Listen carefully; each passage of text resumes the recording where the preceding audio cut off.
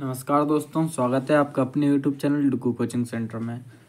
आज मैं आपके लिए लेकर आया हूं संस्कृत ग्रामर की एक और क्लास, जिसमें मैं आज आपको बताने वाला हूं संधि और समास से रिलेटेड क्वेश्चंस के आंसर।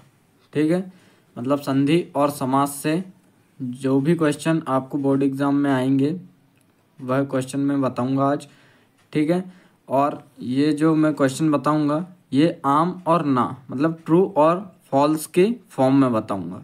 ठीक है, लेकिन ज़रूरी नहीं है कि ये क्वेश्चंस आपको ट्रू फॉल्स के आम या ना के फॉर्म में ही पूछे जाएं। ठीक है, ये बिल्कुल भी ज़रूरी नहीं है। ये जो क्वेश्चंस हैं ये आपको खालिस्तान में पूछ लिए जाएंगे, सही जोड़ी में पूछ लिए जाएंगे, या फिर आपको टिक द करेक्ट में पूछ लिए जाएंगे। ठीक है, मतलब वस्तुनिष्ठ प्रश्न में आपको ये पूछे जा सकते हैं। ठीक है, याद रखना आप कौन सी क्लास है, ये संधि और समास से रिलेटेड। ठीक है, संधि और समास की क्लास है। तो देखिए हेडिंग क्या है, शुद्ध वाक्यानाम समक्ष आम और अशुद्ध वाक्यानाम समक्ष ना लिखत। मतलब जो शुद्ध वाक्य है, मतलब जो सही है, उसके सामने क्या लिखना है, हमें आम लिखना है। ठीक है, और अशुद्ध वाक्यानाम समक्ष मतलब जो गलत है उसके सामने क्या लिखना है, ना। ठीक है, सही के सामने आ और गलत के सामने ना। ठीक है, और क्वेश्चन में यदि आपको ये आम ना आते हैं तो आपको उसी फॉर्म में आंसर देना, मतलब आम या ना में ही लिखना है, आपको ट्रू या फॉल्स नहीं लिखना है। ठीक है, या सही का मार्क या गलत का मार्क, मतलब कि या तो हमें ये देखिए सही और निशान, गलत का निशान ये नहीं लगाना है। ठीक है, सही और गलत का निशान नहीं लगाना है, हमें क्या लिखना है, आम लिखना है या ना लिखना है। यदि सही है तो आम और गलत है तो ना। ठीक है, शुरू करते हैं आज की क्लास। देखिए पहला क्वेश्चन क्या है आपका, ग्रंथालय इति पदे गुणसंधि अस्ति। ग्रंथालय में गुणसंधि है क्या, नहीं है, इसका आंसर ना। ठीक है, ग्रंथालय में गुणसंधि नहीं है, इसलिए क्या होगा ये, ना। फिर अगला प्रश्न है, भानुदया इत्यस्मिन् पदे दीर्घ संधि अस्ति। भानुदय में दीर्घ संधि है, बिल्कुल है। क्यों? क्योंकि मैंने आपको जब ट्रिक से बताया था तो उसमें बड़ी मात्रा देखनी थी हमें, तो इसमें बड़ी मात्रा। ठीक है, यानी आम, क्या होगा, आम। ठीक है, फिर अगला प्रश्न है, हितोपदेशः इत्यस्मिन् पदे यण संधि अस्ति। हितोपदेश में यण संधि है, नहीं है, हितोपदेश में यण संधि नहीं है, इसलिए क्या आएगा, ना। ठीक है, फिर अगला प्रश्न है, ममेव इत्यस्मिन् पदे वृद्धि संधि अस्ति। ममेव में वृद्धि संधि है। वृद्धि संधि में मैंने आपको क्या ट्रिक बताई थी, जहाँ आई की मात्रा है या डबल मात्रा है। ठीक है, तो इसमें आई की मात्रा है यानी आम, या फिर डबल मात्राएं हैं। ठीक है, आई की या औ की मात्रा, तो इसमें आई की मात्रा है। ठीक है, फिर इसके बाद आता है, यदि प्लस अपि पूर्ण रूप पदम यद्यपि अस्ति। यदि हम यदि प्लस अपि करें तो वो क्या, यद्यपि बनेगा, बिल्कुल बनेगा, इसलिए ये क्या होगा, आम। ठीक है, क्या होगा, आम। यदि प्लस अपि को जोड़ते हैं तो वो यद्यपि ही बनता है। ठीक है, इसलिए ये आम होगा।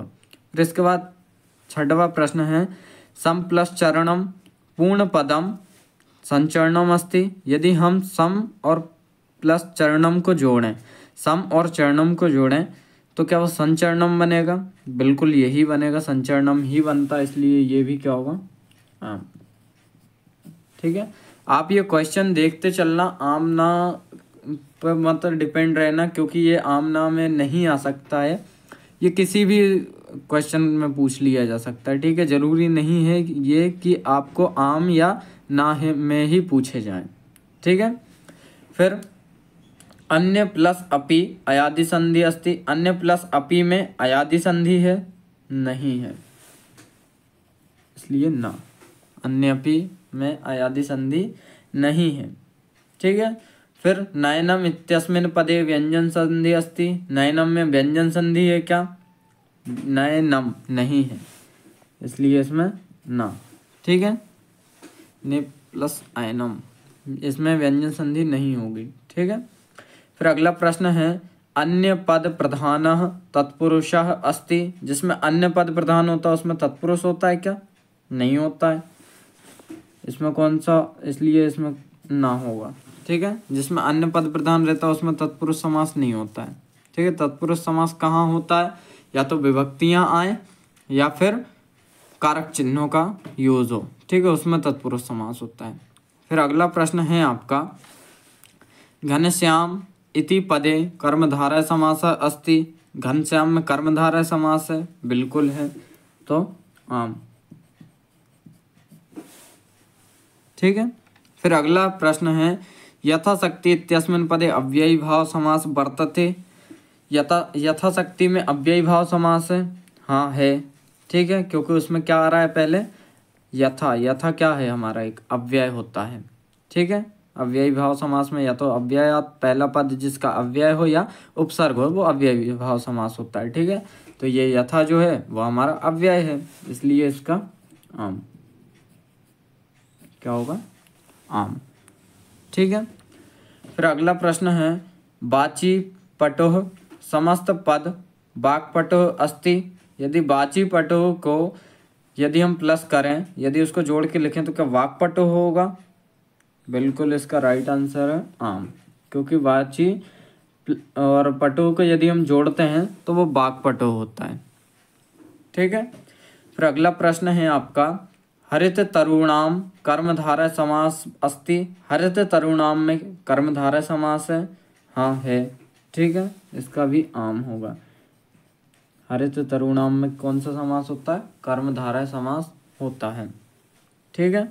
फिर अगला प्रश्न है महान आत्मा एसाम महात्मा अस्ति, महान आत्मा महात्मा कहलाता है क्या? महान आत्मा नहीं, ना। फिर अगला है आपका संख्या पूर्व द्विगु समास अस्ति, पहले संख्या जिस मतलब शब्द में पहले संख्या आती है वो द्विगु समास होता है, तो इसका आम। जिस भी शब्द में पहले संख्या आए तो उसमें कौन सा समास होता है? द्विगु समास होता है, याद रखना। अब देख लीजिए एक बार फिर से मैं बता देता हूँ पूरे। ग्रंथालय में गुण संधि है, नहीं है। भानुदाय में दीर्घ संधि है, हाँ है। हितोपदेश शब्द में यण संधि है, नहीं है।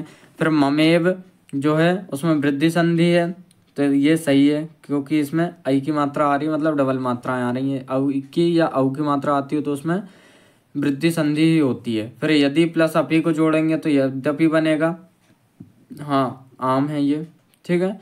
फिर सम प्लस चरणम को जोड़ेंगे समचरणम बनेगा, इसका भी आम। फिर अन्य प्लस अपी अयादि संधि का है, नहीं। नयनम में व्यंजन संधि है, नहीं। अन्य पद प्रधान तत्पुरुष में होता है, नहीं होता है, ठीक है। फिर घनश्याम कर्मधारय समास है, घनश्याम में है। फिर यथाशक्ति में अव्ययी भाव समास है। फिर बाची और पटुह को यदि हम जोड़ें तो वो वाक्पटुह बनता है, हाँ बनता है। फिर हरित तरुणाम कर्मधारय समास का है तो इसका भी आम आएगा, ठीक है। फिर महान आत्मा एसाम महात्मा नहीं। फिर संख्या पूर्व मतलब जिस भी शब्द में पहले संख्या आती है तो उसमें होता है आम, ठीक है।